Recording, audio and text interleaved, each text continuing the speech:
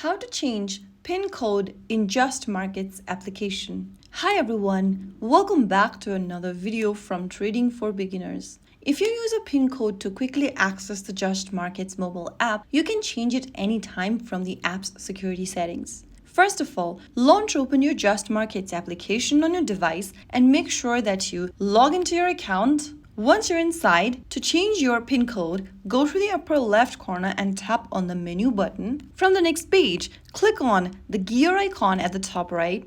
And then once you open the settings menu, scroll down and look for the change PIN code button under security. Tap on it.